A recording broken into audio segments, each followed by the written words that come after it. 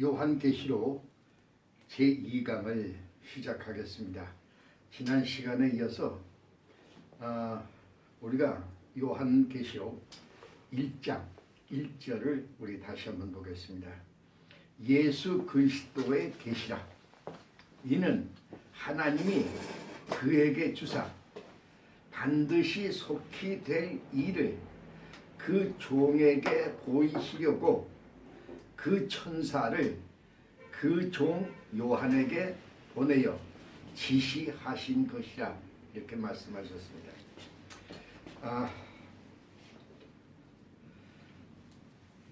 하나님께서 당신의 그 계시를 당신의 아들 예수 그리스도에게 주시고, 그래서 예수 그리스도에게 주셨다는 이 말씀에 따라서 영어 현대어 성경인 Good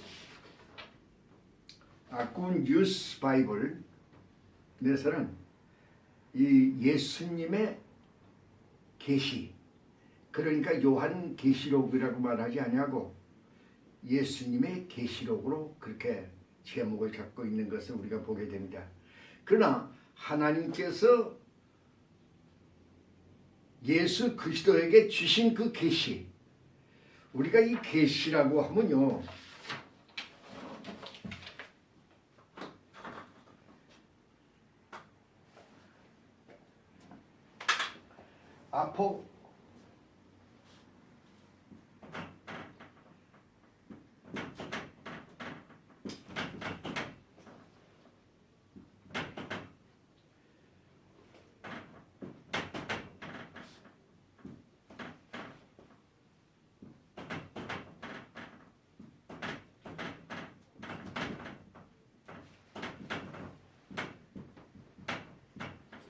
아포칼립시스라고 그랬는데, 이 아포칼립시스는 광범위한 하나님의 계시를 말씀합니다. 근데 여기서 예수 그리스도께 주신 이 본서, 이 요한계시록의 이 말씀은 하나님의 그런 계시 가운데에서 한 부분이기 때문에 우리가 아포칼립시스라고 하는 것보다도 좁은 의미로서 묵시록이다, 아포칼립스라고 하는 것이 더 좋지 않겠느냐, 학자들 간에 그렇게 이야기하고 있습니다. 그런데 우리나라의 성경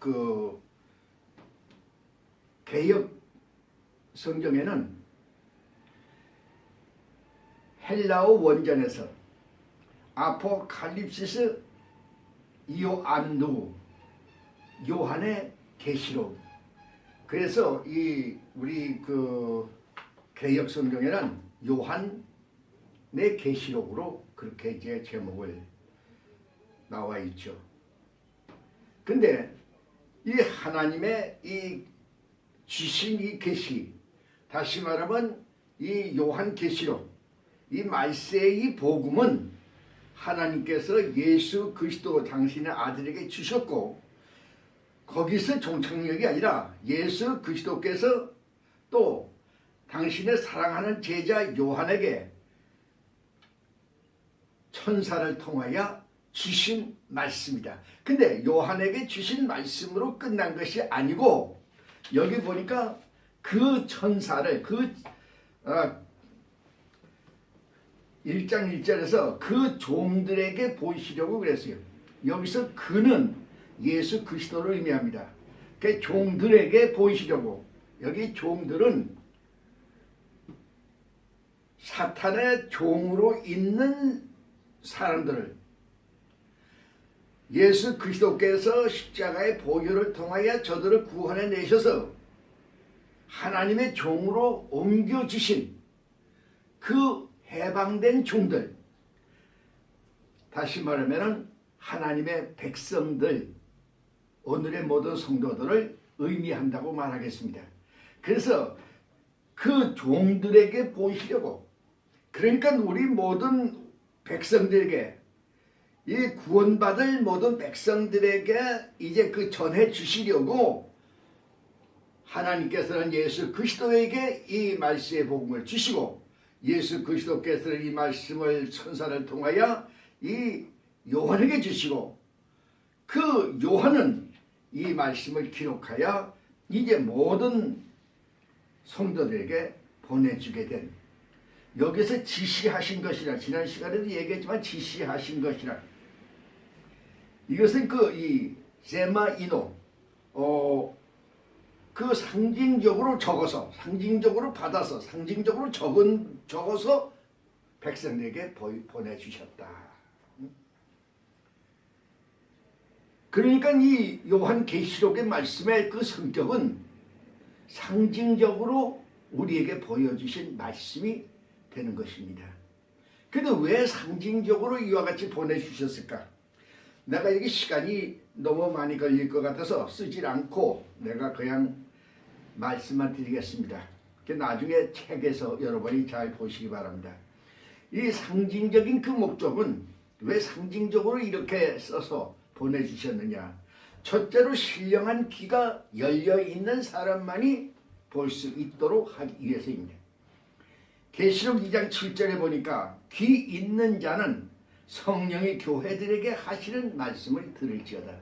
귀 있는 자, 호 에코누스인데, 이것은 바로 성령께서 귀를 열어주신 사람만이 이 말씀의 뜻을 알게 하시기 위한 것이다, 그 말씀입니다. 그렇기 때문에 우리는 지금 이 요한계시록의 이 말씀을 우리가 보고 배울 적에 우리가 기도해야 됩니다. 성령께서 내 귀를 열어주시사 하나님의 이 비밀하신 이 말씀을 나로 하여금 깨닫게 하여 주시옵소서 하고 기도하는 가운데에서 이 말씀을 듣고 배워야 할 것입니다. 신령한 귀가 있는 자만이 이 말씀을 들어서 깨달을 수가 있어요. 두 번째 있어가지고 간절히 사모하는 자야만이 들을 수가 있는 그러한 말씀이 되기 위해서입니다. 고린도전서 14장 1절에 우리가 참고하시기 바랍니다. 간절히 사모하는 자, 이 말씀을 내가 깨달아야 되겠다고 하는, 이 말씀을 내가 알아야 되겠다 하는 간절한 마음을 가지고 우리가 이제 이 말씀을 여러분이 듣고 배워야 할 것을 여기서 말씀하시는 거죠. 그 다음에 세 번째로 마음을 열고 청정해야 하는 그런 사람에게 이제 이 말씀을 깨닫게 해주시기 위한 것이다. 마음을 열어야만 되는 것입니다. 마음을 열지 않고 마음을 닫히고 있는 사람은 그저 들어도 그만이고 안 들어도 그만인 그러한 마음을 가지고 듣는 사람에게는 이 말씀이 열리지 않습니다. 그렇기 때문에 마음을 열리고 내가 어떻게 하든지 이 말씀을 내가 받아들여야 되겠다고 하는 그러한 마음을 가지고 우리가 이 말씀을 들어야 될 것임을 말씀합니다. 그 다음에 네 번째 있어가지고 말씀을 듣고 그 마음이 뜨거워져야만 하는 사람만이 이 말씀을 깨달을 수 있는 것이다. 그래서 우리가 이 상징적으로 이와 같이 주님께서 우리에게 주시는 이 말씀은 신령한 귀가 있는 자야만이 우리가 깨달을 수가 있고, 간절히 사모하는 자만이 깨달을 수가 있고, 마음을 열고 이 말씀을 듣는 자만이 이 말씀을 깨달을 수가 있고, 말씀을 듣고 마음이 뜨거워지는 아멘하고 뜨거워 외치는 그러한 마음을 가진 사람만이 이 말씀을 깨달을 수가 있는 것임을 우리가 알아. 우리가 이 말씀을 배울 때 우리가 기도하는 마음으로 우리가 말씀을 들어야 되는 것입니다. 우리가 여기 1절에 보니까 반드시 속히 되어져야 할 일, 반드시 태인데, 이 반드시라고 하는 이 말씀은 하나님의 그 예언적인 이 말씀은 반드시 이루어진다. 그러니까 이것은 그 하나님의 이 섭리 가운데 이루어지는 이러한 말씀인 것, 틀림없이 이루어지는 말씀인 것, 이것을 갖다 여기서 반드시 이렇게 말씀하고 있는 것이죠. 속히 될 일, 여기서 속히 될 일이라고 말씀하시므로 이 말씀을 주시는 그때 당장 이루어지는 일이 아니라 속히 될 일, 앞으로 이루어질 일, 그러니까 장래 성취되어져야 할 일인 것임을 여기서 말씀하고 계신 것입니다. 그런데 여기서 속히라고 하는 말은 엔타케인데, 이 말씀은 인간적인 그런 인간적인 시간 내 개념이 아니고 하나님의 개념이, 다시 말하면 이 속히는 어떤 그 사람들 말하기를 속히 되어진다고 그랬는데 왜 이렇게 그 주님이 안 오시느냐? 2000년이 지났는데도 왜 안 오시느냐? 그게 언제 오실 줄 우리가 알겠느냐? 그와 같이 하는 사람들이 있어요. 이 하나님의 시간으로 볼 적에 2000년은 아무것도 아닙니다. 우리가 이 베드로 후서 3장 10절을 보면 하나님께 시간은 1000년이 하루 같다고 그랬어요. 그러니까 2000년이래야 하나님의 시간으로 볼 적에는 이틀밖에는 안 됩니다. 우리가 그 사는 시간들이 긴 것 같아도 사실 짧아요. 내가 지금 80이 넘었지만은 이 80이 넘어온 지금 생각해보면 이 80년이라는 시간이 언제 지나갔는지 몰라. 참 후딱 지나간 거예요. 그렇기 때문에 여기서 속히 될 일, 하나님의 시간으로 볼 적에 2000년은 아무것도 아닌 것이다. 그러므로 이제 언제 속히 되어질 일인 것임을 우리가 알아. 우리가 매일매일 경건한 마음으로 오실 주님을 우리가 영접할 준비를 하면서 살아가는 그러한 생활을 해야 할 것임을 말씀하고 있음을 알아야 하는 것입니다. 이제 우리가 2절을 보십시다. 2절에 보니까 요한은 하나님의 말씀과 예수 그리스도의 증거 곧 자기의 본 것을 다 증거하였느니라. 하나님께서 예수 그리스도에게 주시고 예수 그리스도께서 이제 그 사도 요한에게 천사를 통하여 보여주신, 여기서 보인다, 물의 페이는 이것은 그 마음의 눈으로 보여주신다는 뜻이에요. 우리의 마음의 눈으로 환상 속에서 우리에게 보여주신. 그러니까 여기서 그 보여주신 예수 그리스도의 증거, 여기서 예수 그리스도의 증거는 예수 그리스도에 관한 증거가 아닙니다. 예수 그리스도에 관한 증거가 아니라 예수 그리스도께서 장차 행하실 일들에 대한 그러한 그 환상을 우리에게 그 요한에게 보여주셨고, 그것을 요한은 이제 우리에게 전해준다는 얘기죠. 그러니까 보여주신 것, 그 보여주신 것, 여기서 자기의 본 것만을, 이게 아주 중요합니다. 이 사도 요한은 태초부터 있은 생명의 말씀을 보고 보았고, 또 그분으로부터 말씀을 들었고, 그리고 그분을 만진 바 된 그러한 체험적인 신앙을 가진 그러한 사람입니다. 우리가 예수를 전하는 모든 사람들은 우리가 우리 그 믿음의 그 선진들이 예수를 우리에게 전하여 준 그 모든 그분들, 특히나 이 제자들은요, 이 사색가도 아니고 이론가도 아니고 하나님의 계시를 직접 보고 전하는 그러한 사람들이었습니다. 성도는 이러한 체험적인 신앙을 가지고 전해야 합니다. 여러분들이 이제 이 하나님의 이 말씀의 복음의 이 말씀을 여러분이 듣고 배움을 통해서 여러분이 직접 이 말씀을 보고 여러분이 직접 이 말씀을 경험하고 그리고 이 말씀을 모든 사람에게 전하는 그러한 여러분들이 되기를 바라는 것입니다. 우리가 그 무엇을 봐야 할 것이냐? 하나님의 이상을 우리가 봐야 됩니다. 하나님의 계시를 봐야 됩니다. 하나님의 섭리를 봐야 됩니다. 하나님의 역사, 하나님의 그 능력을 봐야 됩니다. 하나님의 구원을 우리는 보고 우리는 전할 수 있어야 되는 것입니다. 그럼 어떻게 우리가 봐야 할 것이냐? 믿음의 눈으로 보아야만 합니다. 성령의 감동으로 보아야 합니다.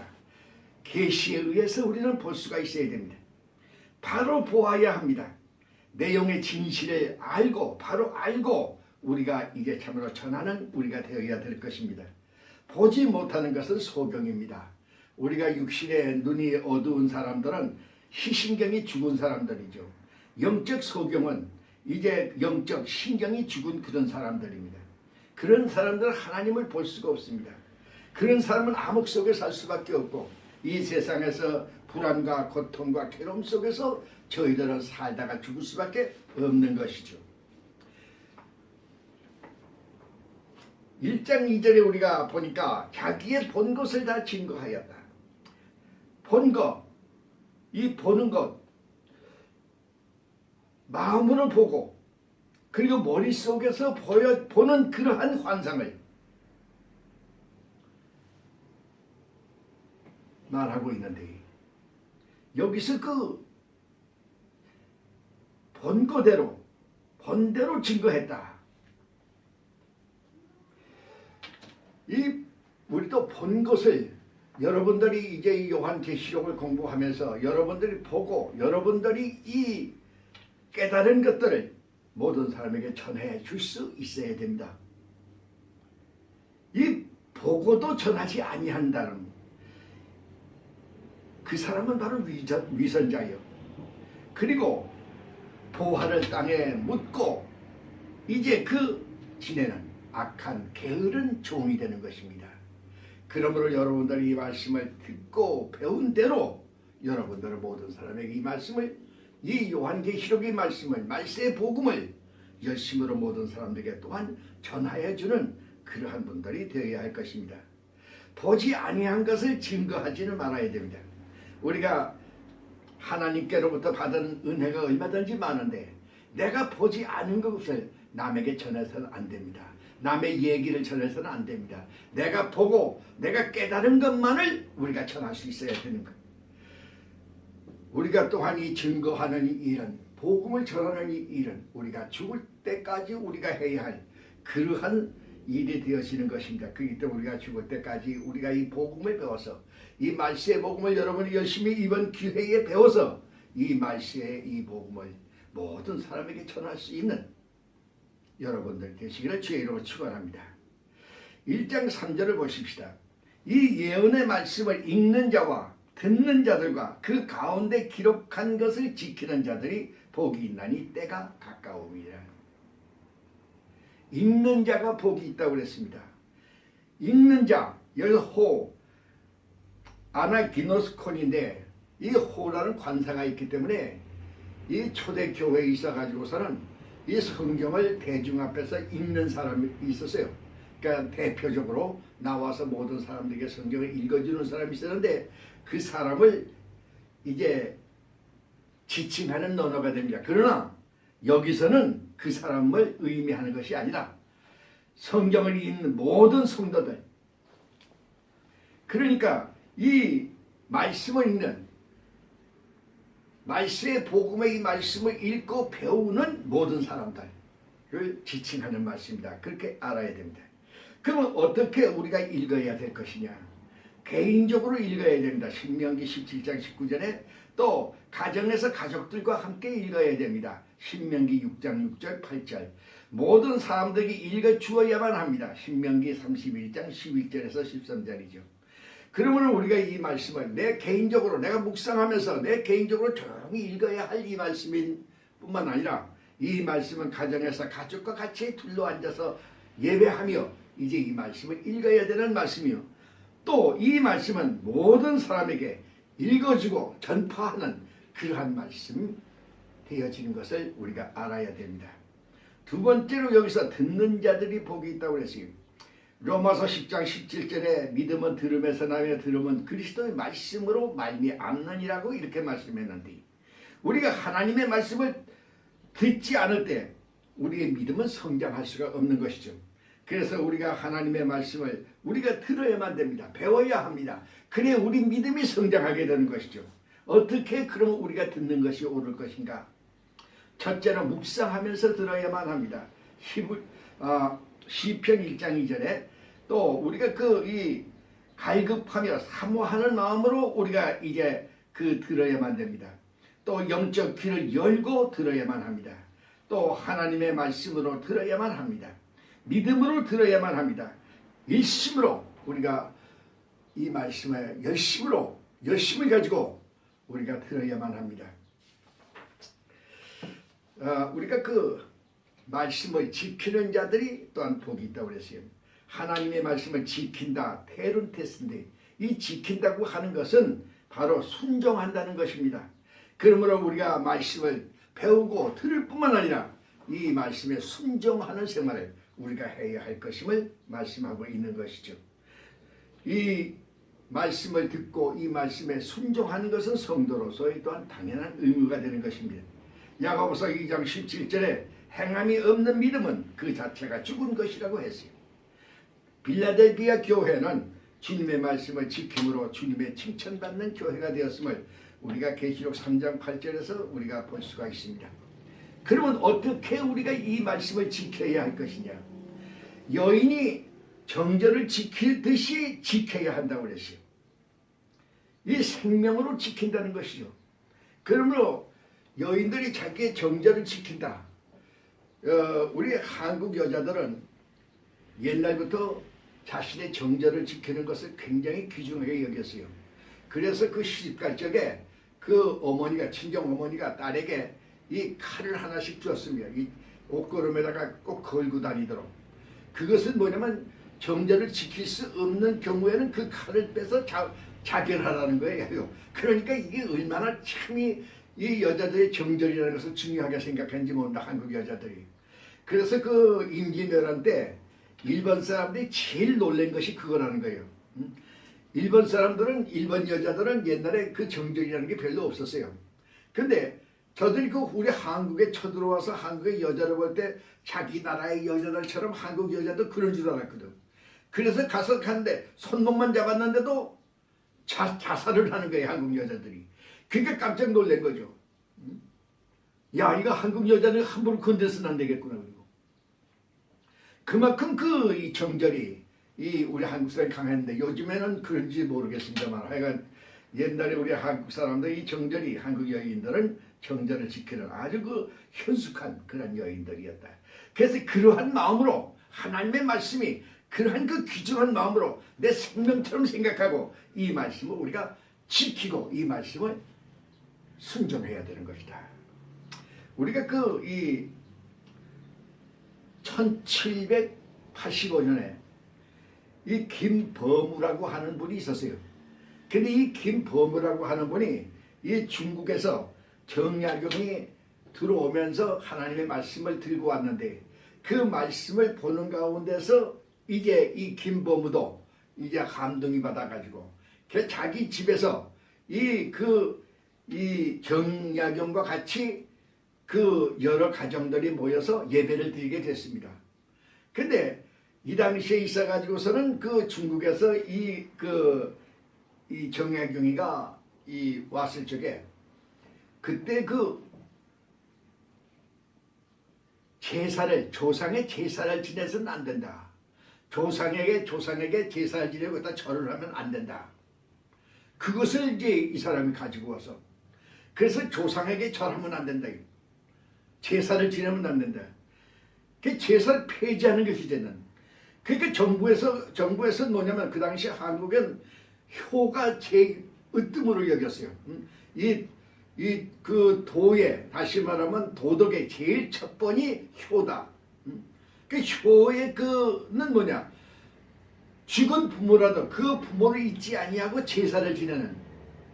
그래서 제사를 효의 제 으뜸으로 왔는데 그 제사를 폐지하니까 그러니까 한국 그 당시에 조선의 그 조정에서는 이는 우리 민족의 근본적인 효의 정신을 어긋나는 것이다.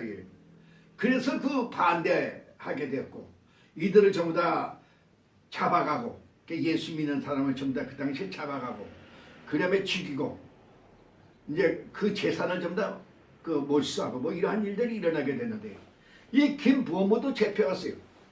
그 잡힌 그런 가운데서 저가 이제 정말 굴하지 아니하고 자기는 조상에게 제사를 지내지 아니하겠다고 얘기했어요. 그래서 그 가족이 전부 다 몰살해서 다 죽었습니다. 근데 그 집이 말이죠. 그 집이 지금 명동 성당이 돼가지고 있어요. 그러니까 지금 이 서울의 명동 성당이 바로 이 김범우가 살던 그 집입니다. 바로 예배 보던 그 집입니다. 그 집이 지금 하나님의 이제 참으로 교회가 되어 있음을 우리가 이제 볼 적이 얼마나 참으로 하나님께서 그 하시는 일이 놀라우신가 하는 것을 우리가 알게 되는 것이죠. 여기서 이 본서의 예언을 읽고 듣고 지키는 자가 복이 있다. 다시 말하면 이 요한계시록의 이 말세의 복음을 듣고 배우고 이 말씀을 지키는 그 사람이 복이 있다는 것이야. 이 얼마나 이 요한계시록의 말씀이 귀중한 말씀인지 모릅니다. 그렇기 때문에 우리 한국 교회가 이 말세에 이제 이 말씀을 가르쳐야만 됩니다. 모든 성도에게 이 말씀을 가르쳐서 깨달을 수 있도록 그렇게 해야만 하는 것을 우리가 알아야 되는데 이것이 바로 복이에요. 여기 왜 그러냐? 때가 가까웠기 때문에 그렇다. 이렇게 말씀했어요. 여기서 때, 카이로스, 하나님의 섭리의 때, 이 종말의 그 시간을 의미하는 것이죠. 그러므로 이제 머지않아서 오실 그 주님을 우리가 영접할 그 준비를 해야 할 그러한 마지막 때가 지금 현재 되어가고 있는데 이때 우리가 참으로 이 귀한 말씀을 열심으로 듣고 배우고 지켜 복받는 여러분들 모두에게 주의 이름으로 축원하는 것입니다. 오늘 시간 여기까지 하겠습니다.